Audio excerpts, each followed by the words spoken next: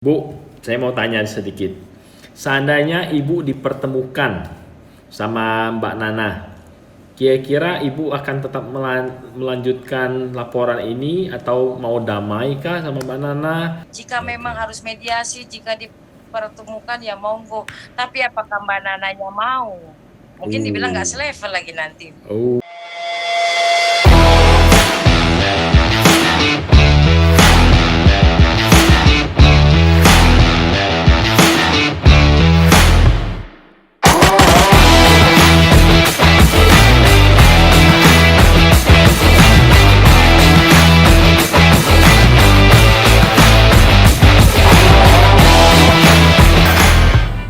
Good day guys, welcome back to my channel Bobby Builder, where everything happen in front of your eyes. Guys, saya tahu beberapa hari ini, khususnya pada saat yang genting-genting begini, Omnibus Law ya, banyak sekali yang sudah demo berhari-hari ya. Saya juga mengapresiasi dan menghargai para pendemo. Saya juga di posisi melihat pemerintah mencoba memberikan yang terbaik buat rakyatnya.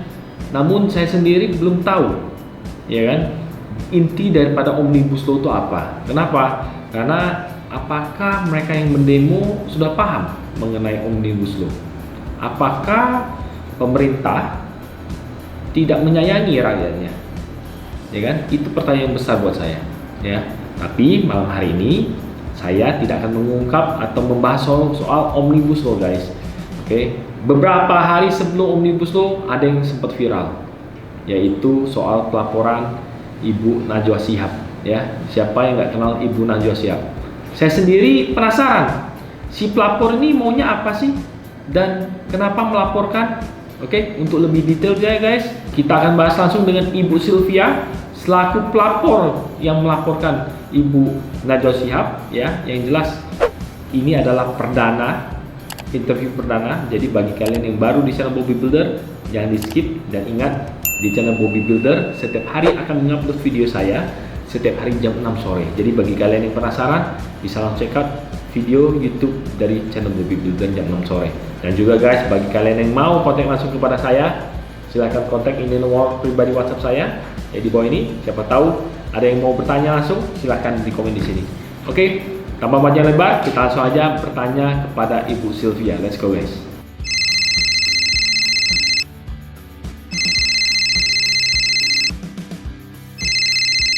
Nah guys, jadi kita kan tadi saya sudah bilang bahwa walaupun saat ini Omnibus Law sedang hangat-hangatnya, panas-panasnya, namun sebelum Omnibus Law muncul, ya, ada sosok atau isu yang sangat kontroversi, yang sangat didebatkan sama orang-orang, ya. Jadi langsung aja kita tanya kepada Ibu Sylvia. Kita mau tanya, siapa sih sosok yang melaporkan Ibu Najwa Shihab ini? Selamat malam kepada Ibu Sylvie.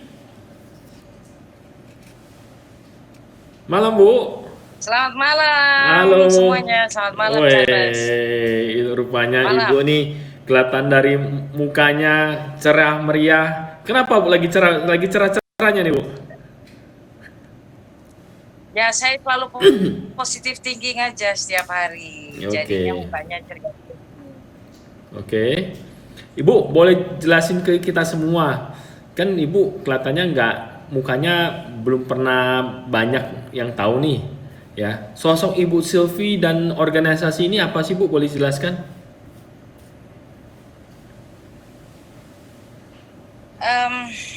Saya sama seperti kalian semua, warga negara Indonesia yang cinta negara dan bangsa ini. Saya ini Ketua Umum Relawan Jokowi Bersatu, yang notabene adalah relawan pemenangan Pak Jokowi pra Pilpres kemarin. Oke. Jadi RJB ini relawan Jokowi Bersatu. Boleh tanya Bu, kira-kira sudah dari kapan berdiri RJB? Apakah bantu Pak Jokowi baru Pilpres kemarin atau sebelumnya juga ikut, itu gimana? RJB terbentuk pada tanggal 18 Januari 2018. Wow. Kemudian berjalannya waktu, kami sudah mempunyai 21 provinsi di seluruh 21 Indonesia. provinsi. Dari Sabang sampai Merauke. Wow, hebat, hebat. Betul, betul. Oke, jadi RJB sudah dari 2018. Bantu Pak Jokowi terus, Bu. 2018, Oke. Oke. Sudah terbentukkah atau terdaftarkah di TKN? 2018. Saat itu kami terdaftar di TKN dengan nomor 121 di Oh, TKN, ada Tim ya? Kampanye Ada. Nasional. Dan saat itu kami ada terdaftar di Tim Kampanye Nasional. Oke. Jadi sudah terdaftar 212. 121. Oh, 121. Kalau Aku 212 biru sableng ini. saya baru pikir mau ke sana. Aduh, saya mau tanya. Bu, kalau gitu saya mau tanya. Kira-kira orang kan belum tahu nih tentang RJB, Relawan Jokowi Bersatu sudah terdaftar di TKN. Ya, jadi apakah Ibu ini melapor berdasarkan karena Pak Jokowi yang minta ataukah Dokter Terawan kah atau gimana, Bu?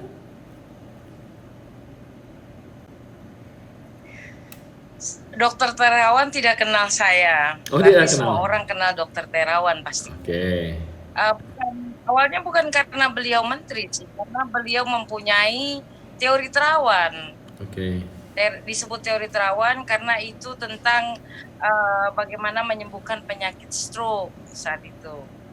Oke. Dan Dokter Terawan ini seorang militer yang saya bilang juga seorang ilmuwan yang dulu pernah menjabat sebagai kepala rumah sakit RSPAD, rumah sakit pusat Angkatan Darat, dan beliau banyak sekali berjasa dalam bidang keilmuan kedokteran, dan juga beliau ini adalah menteri yang pendiam, yang tidak banyak cakap, alias selalu kerja dalam senyap. Jadi ketika saya awalnya juga diam saja melihat kenyataan di TV rame, kursi kosong dan segala macam. Akhirnya nurani saya tergerak. Kok bisa ya? Gitu. Di negara Indonesia yang notabene budaya timurnya kuat, yang katanya ramah, yang katanya orang-orangnya baik, bisa membuli orang di hadapan jutaan pemirsa. Gitu. Bagaimana seandainya saya, kamu dan semuanya menjadi kursi kosong? Nanti akan ditiru oleh semuanya dan dianggap biasa saja. Itulah yang mendorong saya kemudian berniat melaporkan. Bu, saya mau tanya sedikit soal RJB nih, Bu. Ibu kan bilang sudah 2018 terdaftar. Boleh tahu nggak, Bu, sosok pembina di belakang RJB ini? Jadi minimal kita mau tahu nih siapa ini kira-kira di belakang ini ataupun pembinanya, Bu.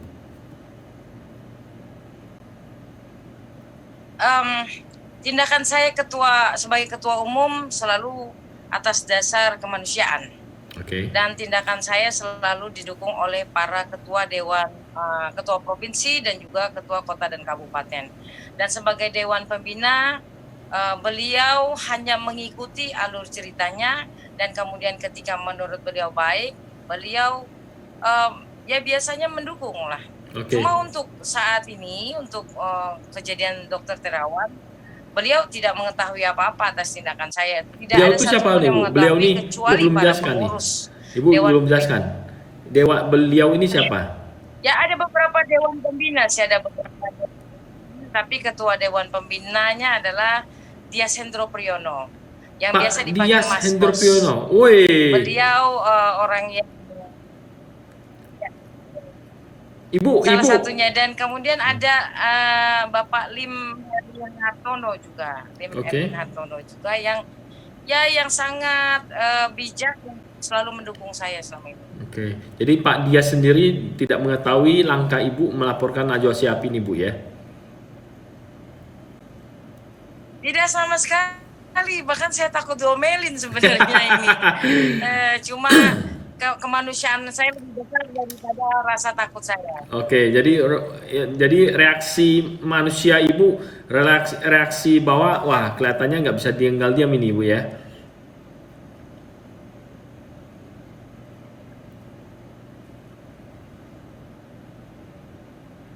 Halo? Bagaimana? Jadi Ibu sendiri Ya. melaporkan ini dengan insting ibu kali ya bahasanya ya, bahasa kerennya insting gitu ya.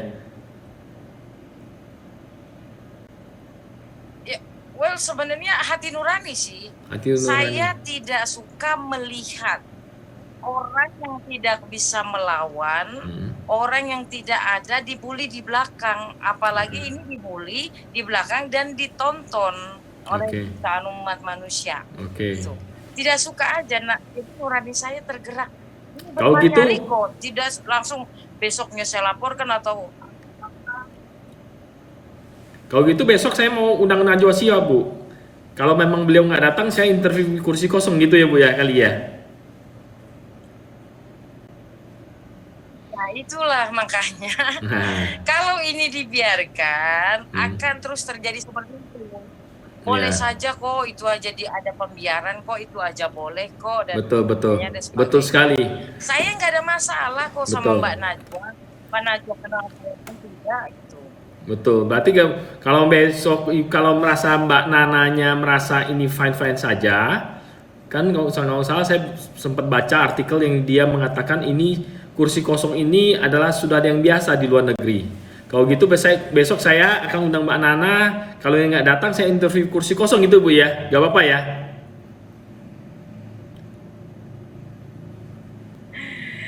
Secara undang-undang jurnalistik ya, etika jurnalistik, yang namanya wawancara itu ya ada yang namanya pewawancara, kemudian narasumber, kemudian temanya, kemudian ada tanya jawab. Itu kan nggak ada. Tapi terlihat oleh masyarakat awam kalau itu kursi kosong yang dinamakan Dokter Terawan, apakah pantas? Iya, oke. Ya, pantas. Saya dengan adanya menanyakan nanti besok Ibu. kursinya namanya Iya, betul sekali. Dengan adanya Ibu mengatakan ini, sekarang saya terpikir nih, seandainya Mbak Nana bisa melakukan itu, saya sendiri bisa melakukan itu kepada siapapun. Betul ya? Mungkin bahkan saya bisa interview Donald Trump. Dianggapnya entertain. Ya, entertain, betul sekali. Cuma lelucon. Betul. Karena setahu saya, secara psikologi yang saya baca dan saya lihat di video, orang yang bicara dengan kursi kosong biasanya lagi dalam keadaan terapi. Dia melampiaskan amarahnya, dia melampiaskan sedihnya ke kursi kosong tersebut. Biasanya gitu. Mungkin Mbak Nana lagi terapi diri sendiri kali.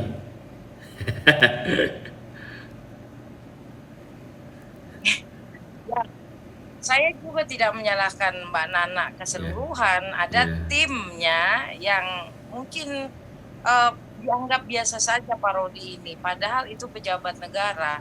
Otomatis pejabat negara adalah representasi, apalagi menteri.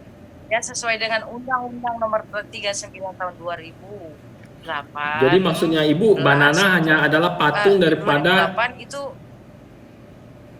Berarti Ibu mengatakan Mbak Nana hanya sebatas patung sebagai pegawainya tim mereka.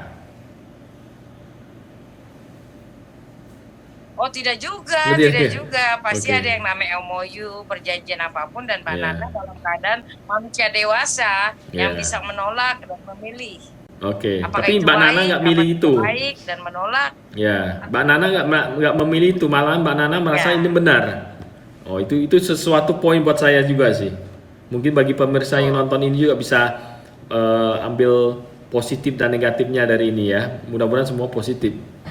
Bu, saya mau tanya sih sedikit, ya kan? Ibu ini melaporkan Mbak Nana itu individual kah atau secara apa ya? Mungkin bahasa saya adalah keorganisasian ya Mbak Nana atau gimana? Yang dilaporkan Ibu? Jadi gini, bahasa dilaporkan itu saya mau klarifikasi dulu ya, mau klarifikasi. Saya datang ke Polda Metro Jaya menemui SPKT untuk bincang-bincang atau diskusi. Apakah ada pasal atau unsur pidana yang bisa saya masukkan dalam kondisinya seseorang mewawancarai kursi kosong yang notabene bagi saya adalah cyberbullying dan perbuatan tidak menyenangkan. Dan ketika mengetahui kalau itu adalah siaran daripada media online, kemudian pejabat juga, saya diarahkanlah ke cyber. Nah, di cyber itu juga kami diskusi. Saya tanya, Pak, adakah poin-poin yang masuk dari unsurnya? Nanti kami pelajari, Bu, ya. Kemudian running text-nya nanti kami pelajari dan sebagainya. Tapi karena ini lex spesialis, hukum yang lebih khusus terhadap KUH Perdata dan KUHP, makanya mesti ke Dewan Pers. Oke. Nah, saya kemudian ke Dewan Pers. Di Dewan Pers saya diminta untuk membuat surat resmi dan nanti akan dibalas resmi begitu.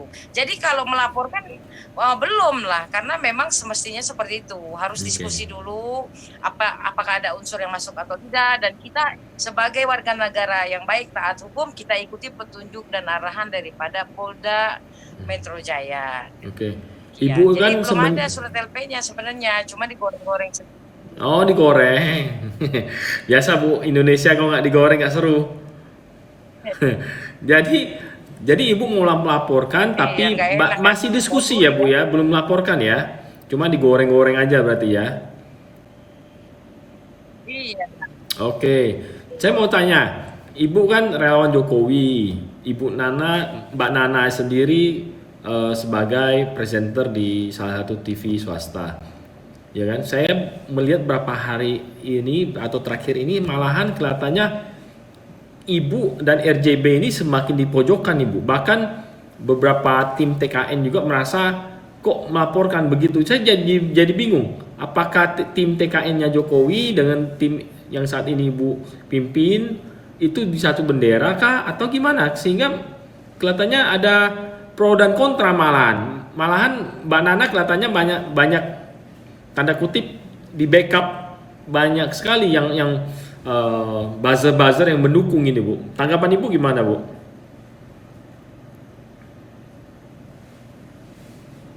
Begini, politik itu adalah cara, dan bagi saya carilah cara yang paling manusiawi.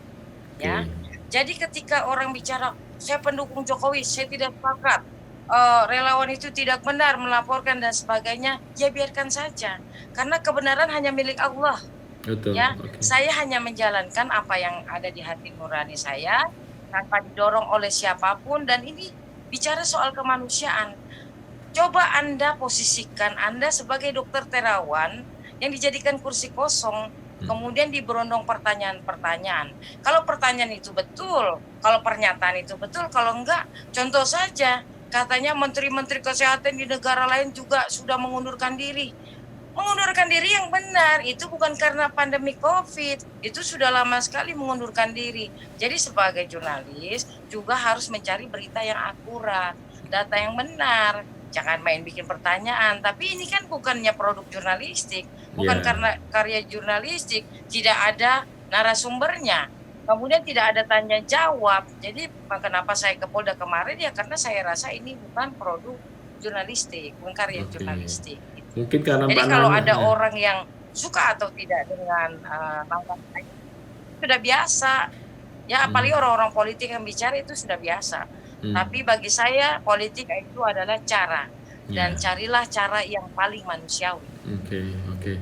Bu, setelah Ibu diskusi akhirnya ke Dewan Pakar ke cyber dan juga Dewan Pers, akhirnya juga disuruh buat surat. Langkah-langkah selanjutnya apa nih Bu? Apakah laporannya akan diteruskan atau tidak, atau mencari jalan lain?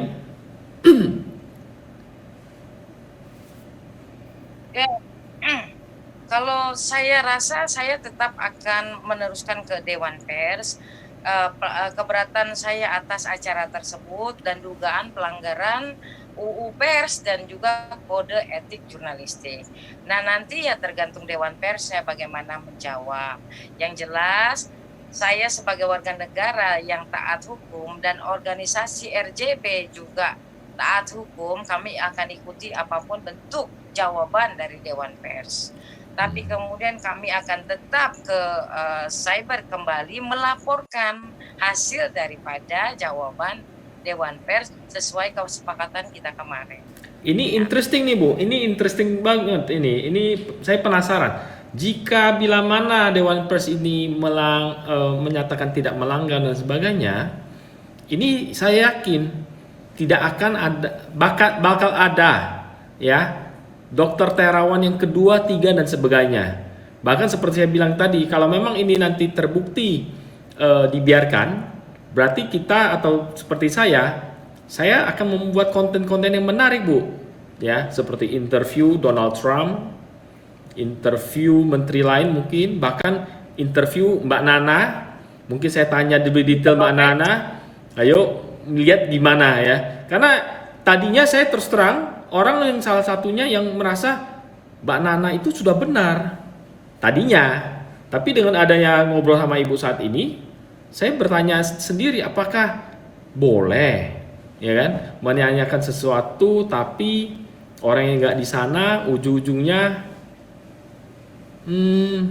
penasaran tapi nggak apa-apa, kita biarkan nanti netizen yang nilai Bu, karena saya pribadi terus terang di posisi tengah, saya mau objektif nih ya kan. Nah Bu, saya mau tanya tanggapan Ibu nih Bu, saya bacain ya, salah netizen ada yang bertanya ini ya nih, ngapain sih Ibu ngelaporin, tidur aja mending.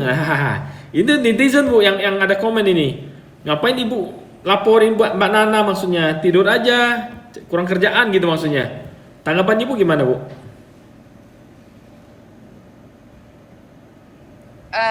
Tidak apa-apa, karena mungkin ketidaktahuan daripada netizen itu. Kalau kita hanya tidur untuk bangsa dan negara ini, mau jadi apa? Ya, kita harus aktif melihat, menilai, membantu dengan segala cara yang kita bisa. Betul. Dan cara ini bukan cara yang lebay. Dan saya nggak mau cuma tidur, saya harus terus bangun agar bisa melihat nanti anak cucu saya, anak cucu teman saya, sahabat saya, keluarga saya, bahkan seluruh Indonesia bisa tidur nyenyak ketika negara ini aman, damai, dan tentram, dan tidak ada bullying lagi, bahkan di hadapan orang banyak. Saya kembali tanyakan kepada yang menyuruh saya tidur, bagaimana jika nanti bapak Anda atau ibu Anda yang menjadi kursi kosong di kemudian hari? Betul. Oke. Nah ini ada lagi Bu, yang kedua dari netizen ya Bu ya. Bu, ingat Najwa Shihab disayang masyarakat. Hati-hati loh katanya, jadi blunder atau blundur. Gimana Bu tanggapannya? Oke, saya pun penggemar Najwa. Saya penggemar Najwa Shihab. Saya suka sekali dengan perempuan-perempuan cerdas dan pintar, perempuan-perempuan yang berani tampil di depan umum, perempuan-perempuan yang pintar berbicara. Akan tetapi mesti ada batasan. Betul. Batasan, bukan batasan sebagai perempuan, tapi batasan etika sebagai manusia terhadap manusia lainnya. Oke. Jadi saya tidak benci Mbak Nananya, saya hanya benci acaranya. Benci kenapa timnya. harus jadi seperti itu? Kalau dibilang di luar negeri sudah biasa, kalau dibilang di luar negeri sudah biasa, jangan samakan kita dengan luar negeri. Oh begitu. Kita punya kode-kode negara kita sendiri dengan budaya ketimuran, kita punya etika sendiri, kita punya yang namanya adat budaya tiap-tiap daerah. Dan tiap-tiap daerah itu kan banyak banget, dari 269 juta penduduk, dengan bahasanya, dengan agamanya dan sebagainya. Jadi saya rasa kalau kita kembalikan kepada etika kemanusiaan, kembali lagi, apakah pantas seseorang samakan dengan kursi kosong? Apakah pantas seseorang dibicarakan di belakang? Ya, saya sendiri, biar Ibu tahu, saya sendiri penggemar dua acara di Indonesia, itu di TV swasta. Yang jelas satu ILC Bu, yang kedua adalah Najwa Shihab. Ya, terus terang hampir setiap hari Selasa dan hari Rabu saya nggak pernah miss acara mereka, karena mereka benar-benar frontal, berani berpendapat. Nah, saya yang terakhir Bu, saya mau tanya dikit. Ini komen dari netizen lagi nih Bu. Nih dia bilangnya begini. Ya.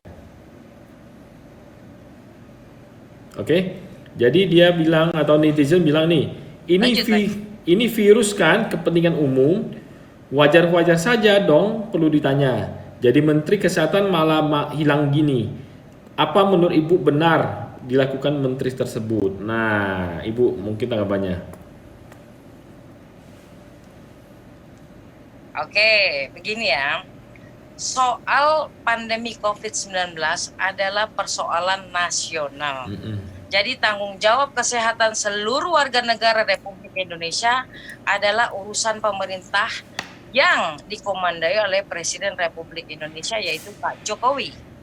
Kemudian Pak Jokowi membuat gugus tugas namanya, tapi kemudian diganti lagi menjadi komite tugas.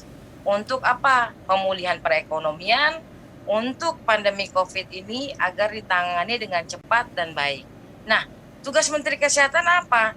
Tugas Menteri Kesehatan adalah di luar selain pandemi tersebut, ada di luar pandemi. Contoh waktu pandemi pertama kali booming itu ada yang namanya demam berdarah berbarengan, ya kan? Nah, apakah menteri yang lain yang ngurus? Tetap saja Menteri Kesehatan, karena repotnya Menteri Kesehatan, kemudian dibuatlah gugus tugas, kemudian dibuatlah komite ini. Nah, komite ini pun punya yang namanya juru bicara.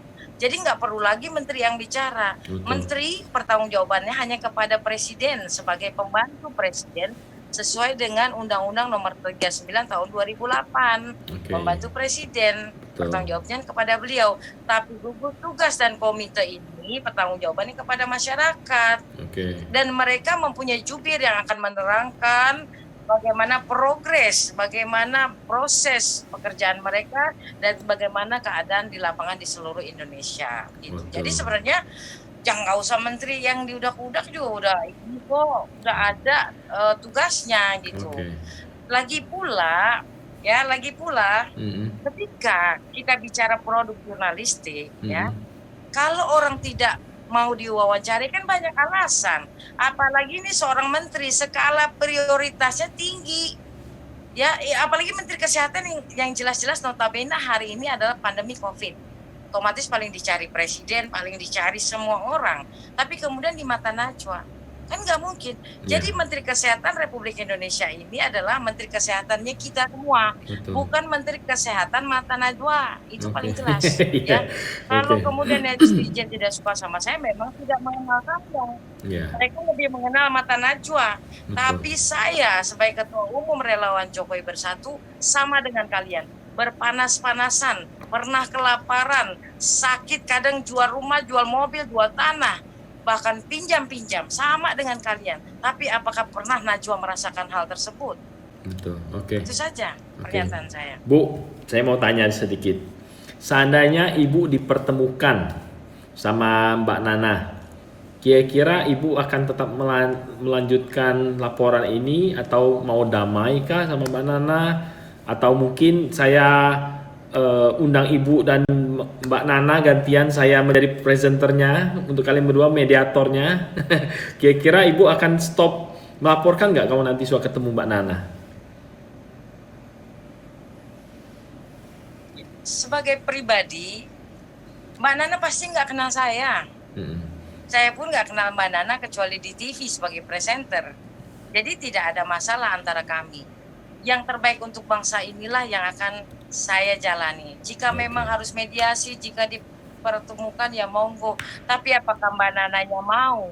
Mungkin dibilang nggak selevel lagi nanti. Oh gitu ya? Iya kan? Aduh, ini biar netizen yang menilai nih ya. Jadi pihak RJB dari Bu Sylvie bersedia ketemu Mbak Nana, tapi apakah Mbak Nana bersedia atau tidak? Oke, Bu mungkin ada kata-kata terakhir Bu mau sampaikan mungkin ke penonton?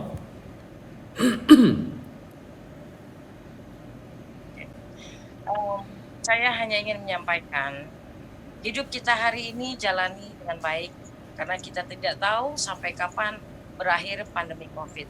Akan tetapi tingkatkan kemanusiaan kalian dan isi otak kalian dengan segala kebaikan yang kalian punya. Jangan menilai orang dari luar, jangan menilai orang dari apanya dan katanya, tapi nilai dari apa yang diperbuatnya. Demikian Charles, saya Oke. Sylvia Sumbarto, Ketua Umum Relawan Jokowi Bersatu. Oke, terima kasih Bu Silvi sudah luangkan waktunya.